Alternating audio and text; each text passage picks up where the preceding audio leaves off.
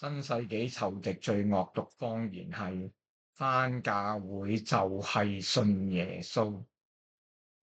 我哋都鍾意柔和嘅光線，鐳射光又刺眼又傷人，但係佢先可以用嚟將一塊鋼片切開，精準切割成想要嘅形狀。返耶穌所設立嘅教會係真理，但係返教會就係信耶穌，係謊言，係謊言中嘅謊言，係迷惑中嘅迷惑。聖經從來揾唔到偏言隻語係咁樣講，亦睇唔到有呢個觀念。返耶穌嘅教會當然係重要同埋啱啦，但係並冇意思係今日流行嘅迷信所講嘅返教會就係信耶穌。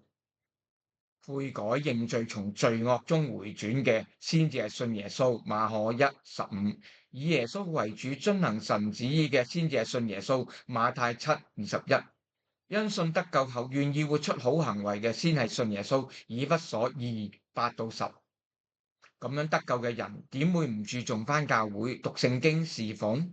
但係本末倒置，明示暗示有返教會就得救，係害人不淺嘅糖衣毒藥。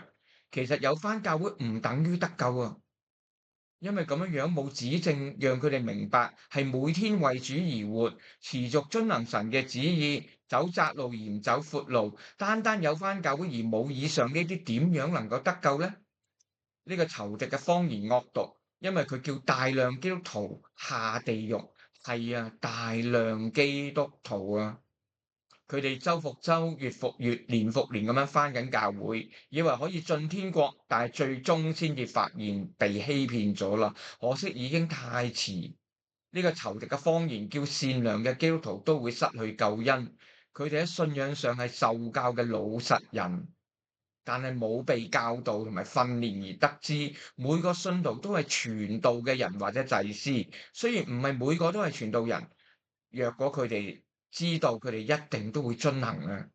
呢度嘅分享目的唔係要指責邊個要為呢啲情況負責，而係要同眾聖徒一齊喺真道上同歸於一，撥亂反正，為真理竭力爭辯。如果我喺呢度教導你教導，你睇到係合乎聖經嘅福音之道，我邀請你而家悔改，從世界同埋自我回轉歸向神，從罪惡中回轉，重新過聖潔生活，重新認清咗聖經嘅福音之道，同時會俾信徒睇到而家教會嘅情況係危在旦夕。